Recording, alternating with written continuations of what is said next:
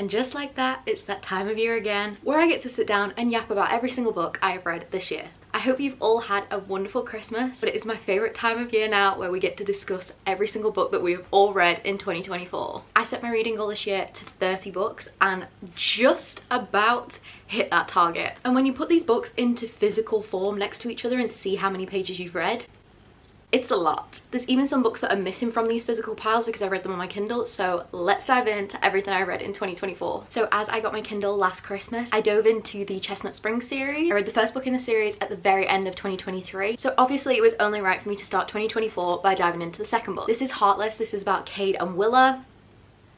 If you know, you know. Personally for me, I didn't like this one as much as the first one. I don't know if it was just the age gap, like single dad trope wasn't for me, but not my favourite. Still loved the series enough for me to want to continue, which you will see that I did throughout the rest of the year. My second read of January was 5 Survive by Holly Jackson. I have read all of the Good Girls Guide to Murder series a couple of years ago, and I loved Holly Jackson's writing so much that I knew that I wanted to dive into this. I think I rated it a 3 stars. It was okay. Basically it's about these group of friends who go on a camping trip together and get stuck in the RV because there is a sniper outside wanting to assassinate them. The book is set so it goes through every hour until morning. The tensions were high. I was on the edge of my seat waiting to find out who the killer was, but I feel like because it is YA, it was just a tiny bit below my reading age, so I was kind of hoping for a bit more. Then I jumped right back into Chestnut Springs and read Powerless by Elsie Silver.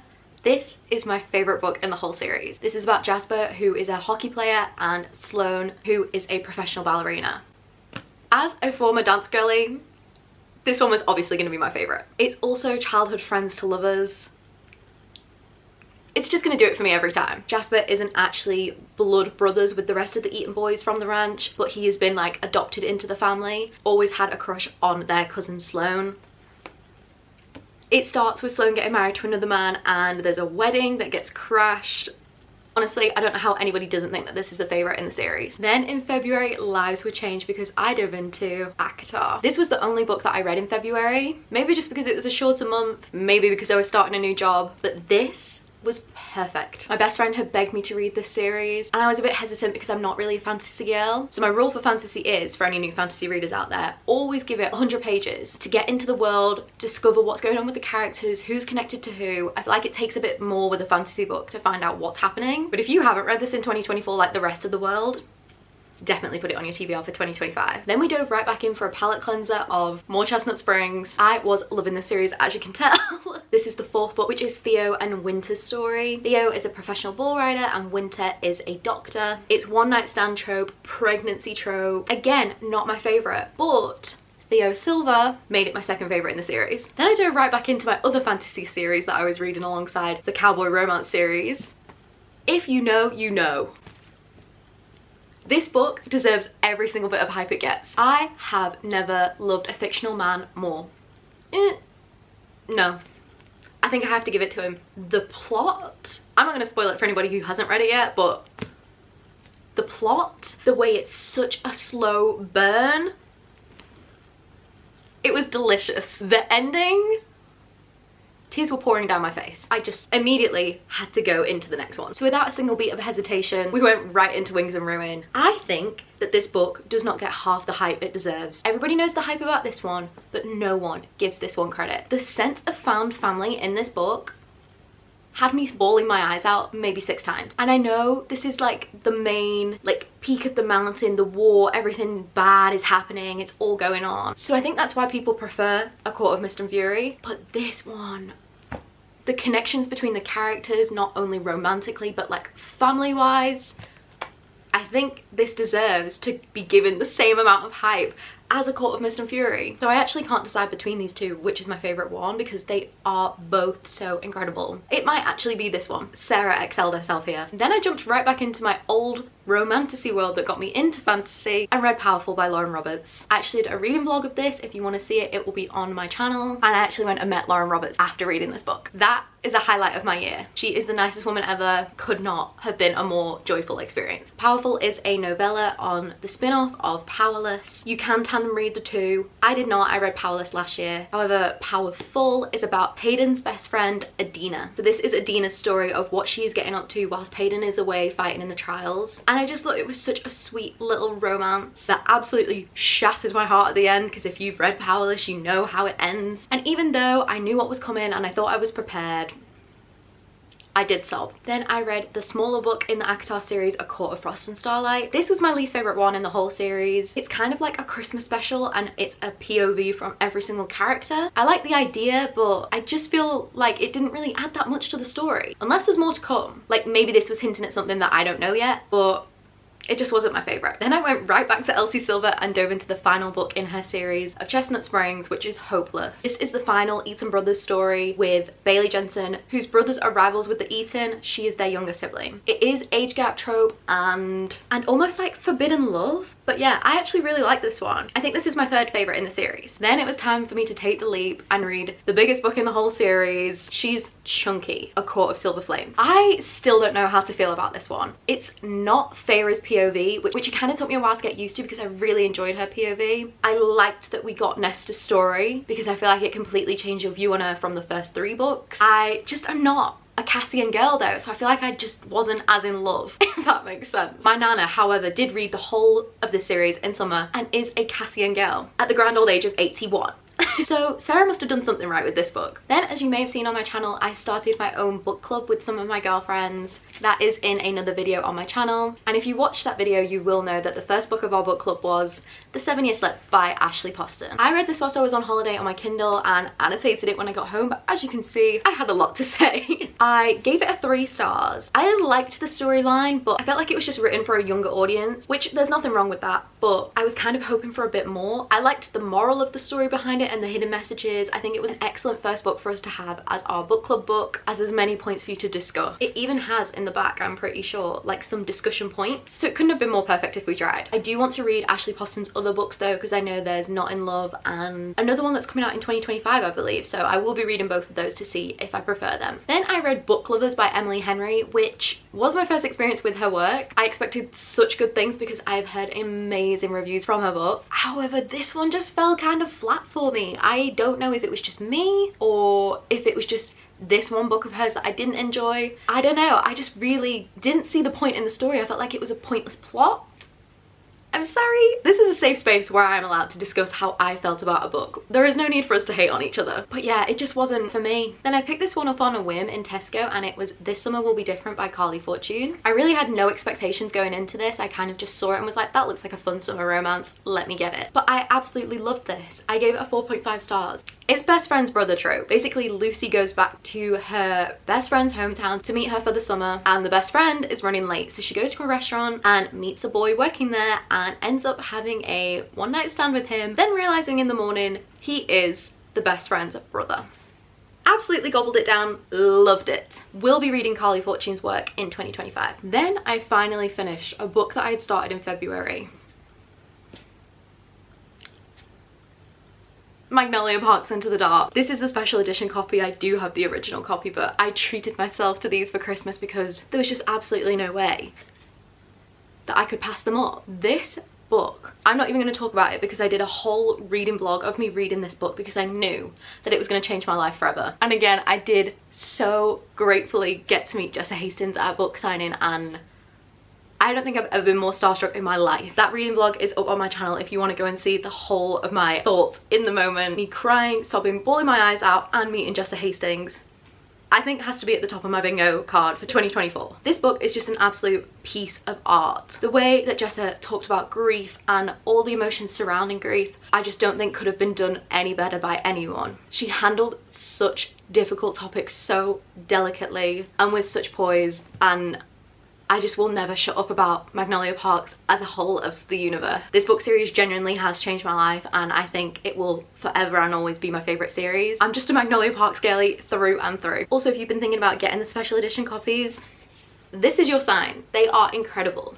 Then I started reading an interconnected standalone series, which is the Part of Your World series by Abby Jimenez. There's 3 books in this series: Part of Your World, Yours Truly, and Just for the Summer. I feel like Just for the Summer is the one that made her work most known, and you don't have to read all three because they are interconnected, so they're all separate stories on their own, just each of the characters feature in the other books. But because I am an OCD child, I wanted to read all three. So I started with Part of Your World and I liked it. I think I give it a 3.5 or pushing a 4. It was just like a nice, easygoing romance. Yours Truly changed the game a bit for me. I feel like I really started to get into her writing with this book. The way that she described the emotions going on in people's brains and the thought patterns behind things that they would do and say, I feel like she was tapping into my brain a little bit. But this one got a 5-star from me. If you're an acts of service girly, this is the book for you. I read this in the peak of summer and it just could not have been more perfect. The vibes were amazing, the romance was fantastic, it was really, really good. Then our next book club book was Graceland by Kristen Cashaw.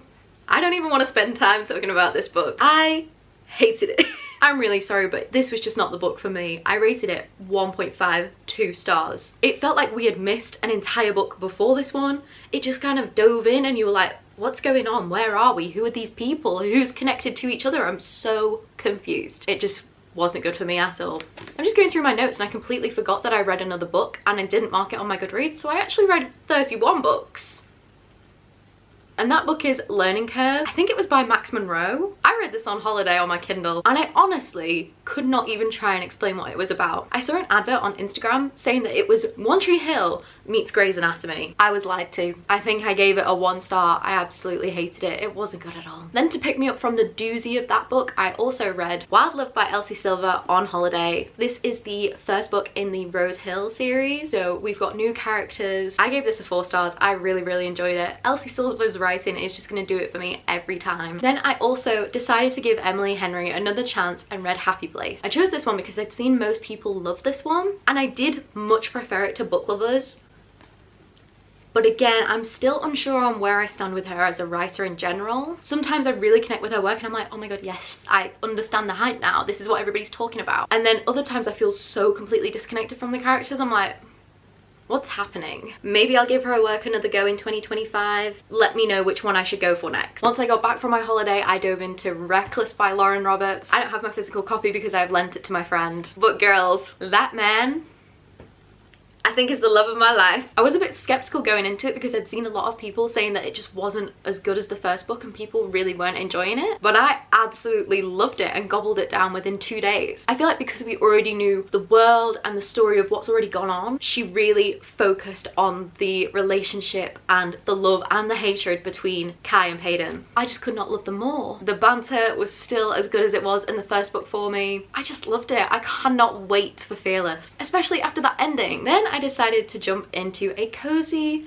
small town romance, The Pumpkin Spice Cafe. Me and this book have serious beef. As you can see, there's still a bookmark in there. This is my first DNF ever. I usually force myself to finish a book once I've started it because I believe I should finish the book, just out of respect. But this year I told myself I wasn't going to force myself to read a book if I wasn't simply enjoying it, because at the end of the day, reading is a hobby that we all should enjoy. Why are we forcing ourselves to read books we're not enjoying? So I DNF'd it. I got about 40% of the way through and I just thought, I'm not invested in this at all. I don't know if it's because it was in third person, so it felt like I was just watching everything happen from above. I wasn't feeling the connection between the two characters. I'm really disappointed because I wanted to love it because it looks like Stars Hollow and I am such a Gilmore girl. But yeah, unfortunately this is a DNF and I probably will be donating the rest of the series that I have. Then I read A Man Called Ove, however you want to say his name. I like to call him Ovi. This is my first time reading Frederick Backman's work and I have never been so emotional. I was laughing, I was crying. It was everything I wanted. And I feel like it has changed my outlook on life against people who might be angry and bitter on the outside. Maybe there's something else going on. I really recommend this book if you haven't already read it. Then our next book club's book was The Naturals by Jennifer Lynn Barnes. This book was a 5-star for me. If there's one thing about me, I love Criminal Minds. So this book is like Criminal Minds and a thriller at the same time. Basically it's about children who have the ability to profile people, so they get recruited by the FBI to help assist them close FBI cases. However, all the characters have their own individual problems as well, which you find out what those are as the series goes along. I couldn't have loved it more. I absolutely would recommend it to anyone. Then I read Crime and Poetry for our next book club's book pick. I'm really sorry, Faith, the girl who picked this for our book club. This was just not for me. I gave it a 2.5 stars. At first I thought it had the promise to be really good because it had the cozy vibe. It was kind of like a bit of a mystery. I thought, oh yeah, this is good. But then the author just continued to repeat herself and repeat herself and repeat herself, and the plot wasn't moving anywhere. I still don't know what the plot is because the book ends and nothing has changed.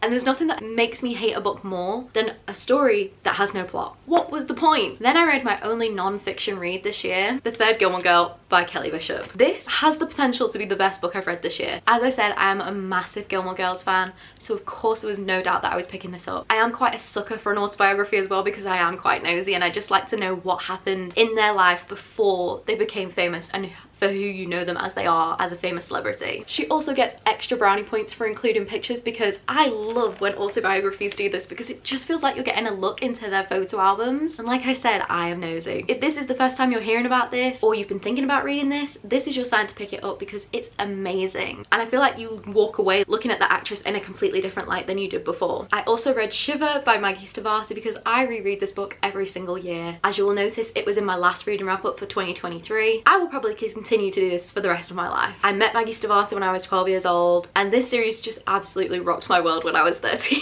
I just can't even begin to explain how cozy and like comforting this book is to me. So if you're looking for a new cozy read, add this one to your list. I also read Killer Instinct by Jennifer Lynn Barnes. I read this on my Kindle whilst going on holiday and I could not put this book down. I read more than half of it on a 1-hour plane journey alone. I was absolutely locked in, could not think about anything else. I just wanted to know what was going to happen. I read it on the metro any chance I could. I was whipping out my Kindle like, wait, I have minutes, let me just see what's going on. I was so invested with finding out what was going to happen. It was amazing. 5 stars. Then kind of rogue, please don't judge me for this, but I read Hollywood Christmas Fairy. I know. I read this for a TikTok for Bookmas and this used to be my favourite kids book when I was a child and I just wanted to relive the Christmas spirit and magic that this book used to bring me when I was in primary school. I'm not gonna rate it, but the vibes were so wholesome. I loved it. And our last book club of the year was Kingdom of the Wicked. I had some mixed reviews about this before picking it for book club, but this has been such an amazing read. Not to toot my own horn, but I'm so glad that I picked this. This is about the 7 princes of hell and about a group of witches who are making bargains with the devil. I know it seems quite dark and scary, but honestly, if you're a fantasy reader and you've not read this, definitely give it a go. I can't wait for our book club to get together at the first week of January and discuss this because I have so many things to say. This was a 4.5 star for me. And my last book that I read in 2024 was All In by Jennifer Lynn Barnes. This is the 3rd book in the Natural series. Like I said, I loved it so much I obviously had to continue with the rest of the series. This one was a bit hit and miss for me. It was going great one minute and then the next minute I'd be like, oh, it's fallen a bit flat. I'm gonna give it a 3.5. I still really enjoyed it, but just not as much as the first 2. But I don't know if that's just because it was setting us up to the final book, because now it's like the tensions are so high, there's so much at risk. I cannot wait to dive into the last book in 2025. Those are all the books that I read in 2024, 31 in total. Kind of proud of myself for that one. I don't know if I'm gonna set a reading goal for next year because I feel like I'm at the stage where I don't want to be reading just to hit a goal, and with how busy life gets anyway, reading should just be fun. But if you do have any thoughts or any books that you want to recommend to me for 2025, please leave them in the comments below because I would love to add some to my new TBR, and I will see you hopefully in my next book video soon. Bye!